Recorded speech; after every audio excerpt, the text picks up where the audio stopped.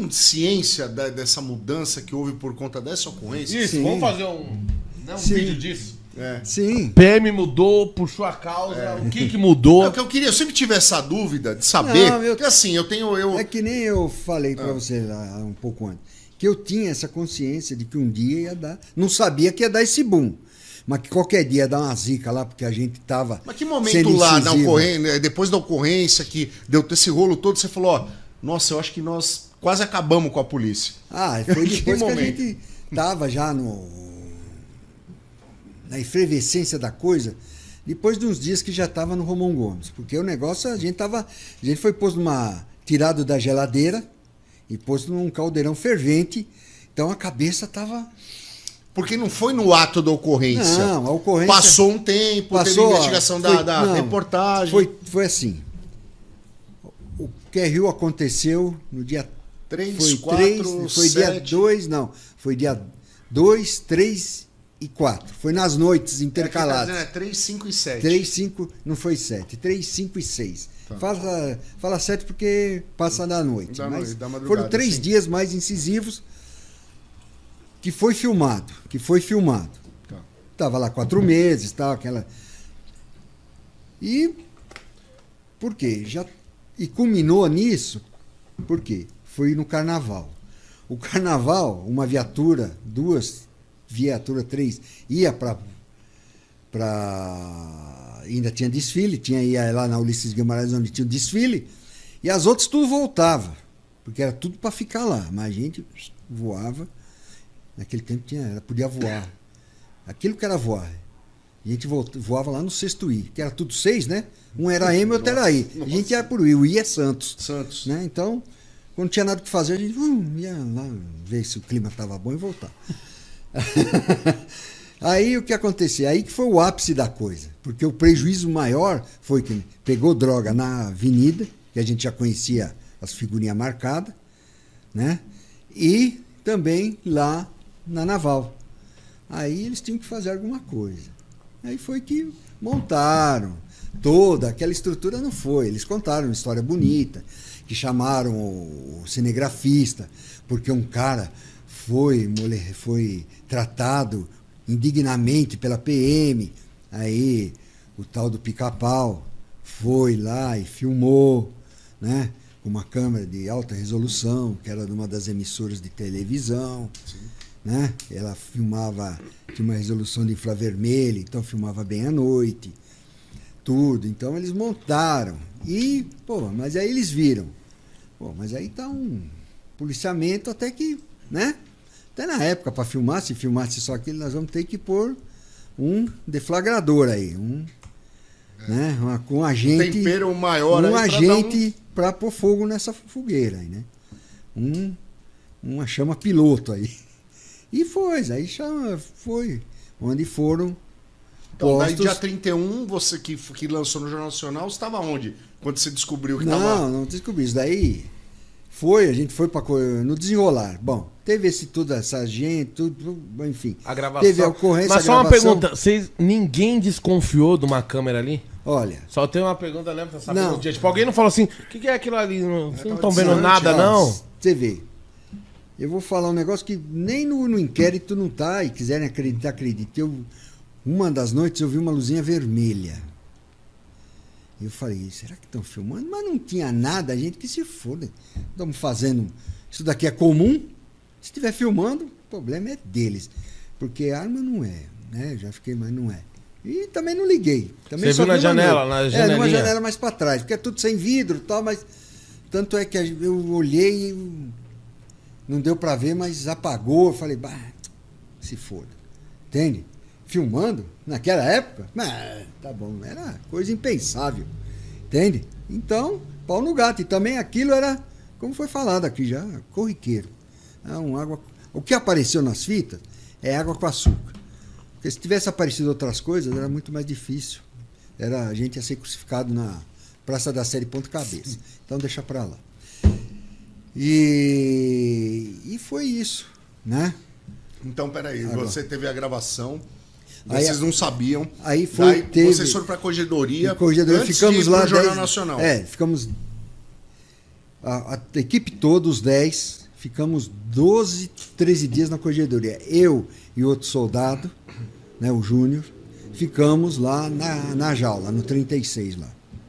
Ficamos presos mesmo, numa jaula. Prisão administrativa. É prisão mesmo. E pá, e ficamos lá, ficamos uma semana. E vem um, vem outro, pergunta besta e tal. E sempre aquela mesma história. Por isso que eu falei que o melhor polícia que tive foi o Oliveira, o recruta, na época. Ele segurou. Eles não estavam na jaula, estavam presos, mas eles ficaram lá no expediente da corregedoria. E ficamos. Aí eu saí da jaula, eu e o Júnior, e ficamos mais uma semana no expediente da corregedoria. Nada foi provado. Foi puxado o DVC de todos os que estavam no rol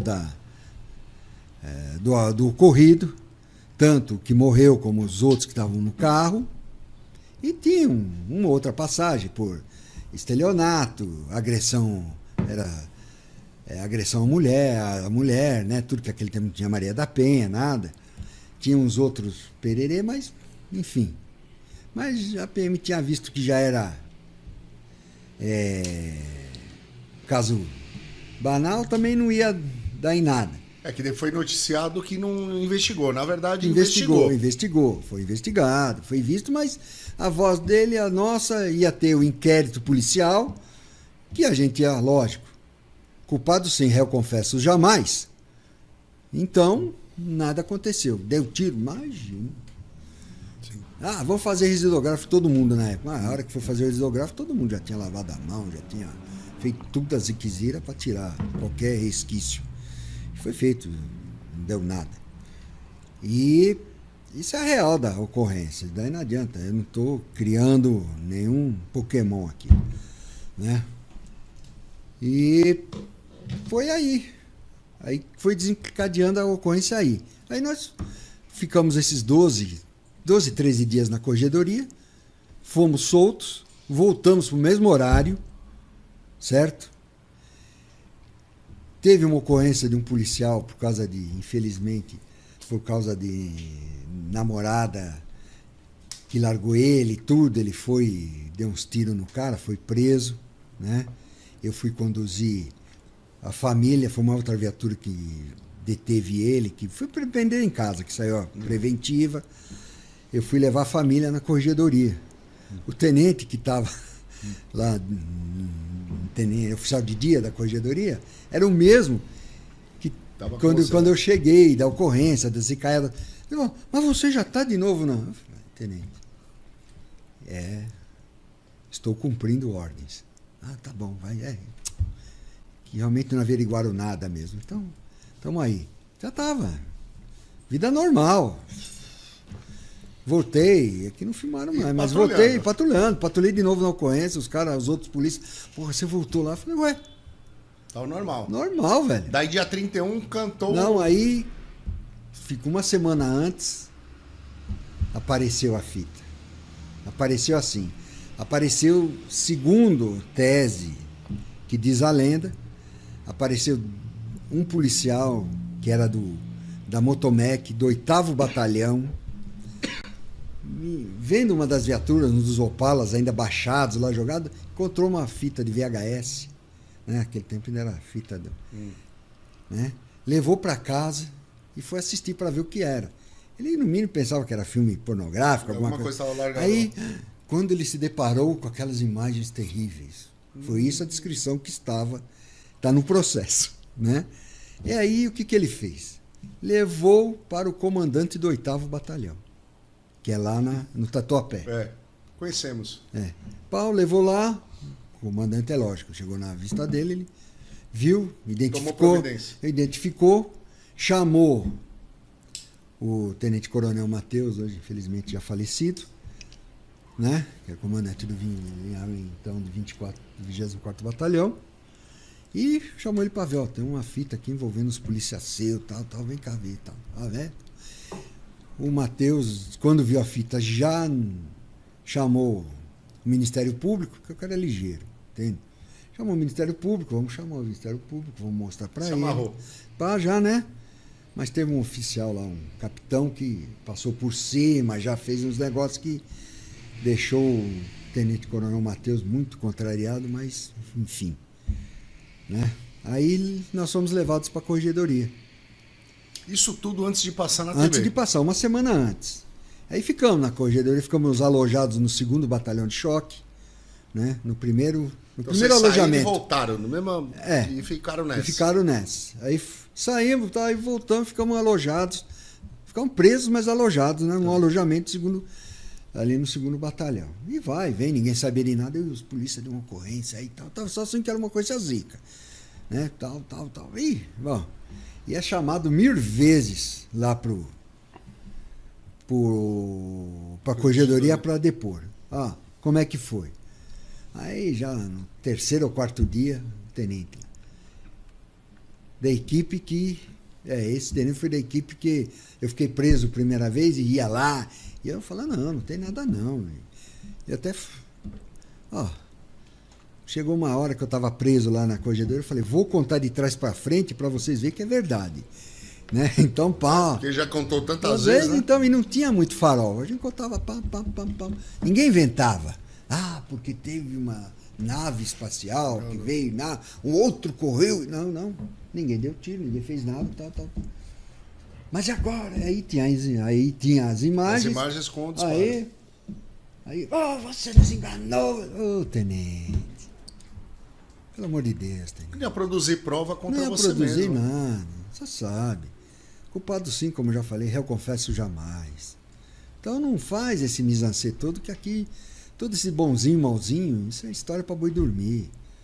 Entende? Pode, vai. Só quer que eu conte de novo? É isso. Aconteceu, os caras... Mas não fui eu. Bom, depois dá mais para frente. Então, beleza. E tome.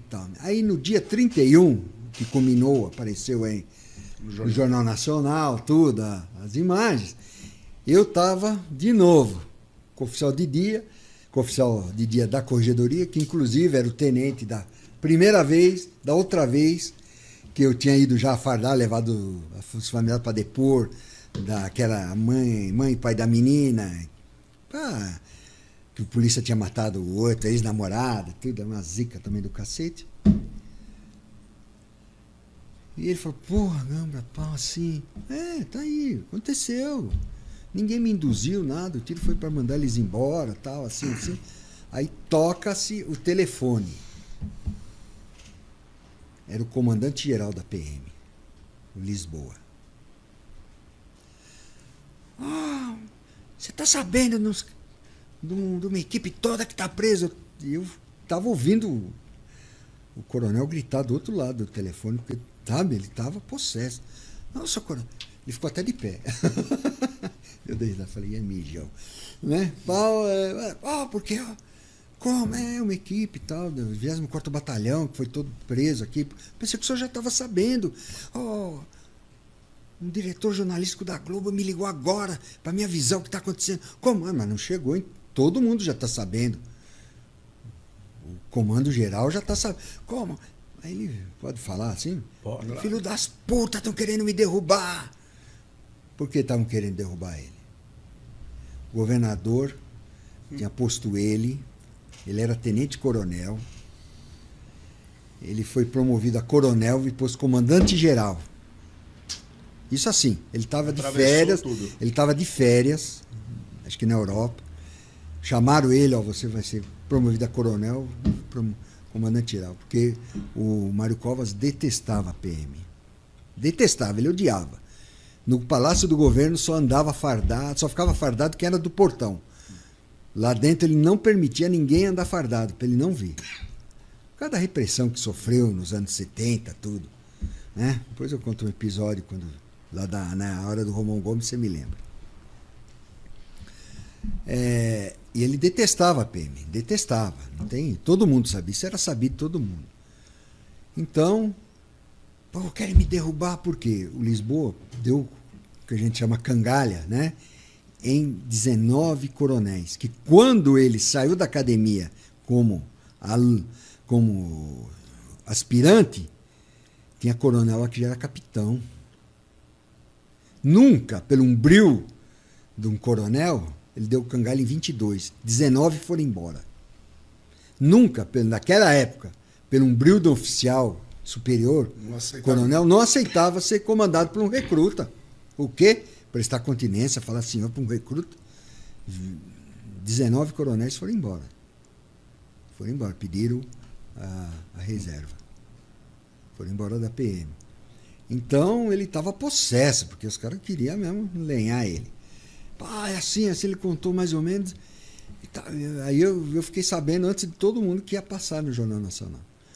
Foi avisado. Foi avisado para ele, eu fiquei, que era umas 7h30 da noite, 7:45, então o jornal começava 8h30, mas já estava tendo chamada, que a gente não tinha percebido, né? Não tinha contato com televisão lá no alojamento.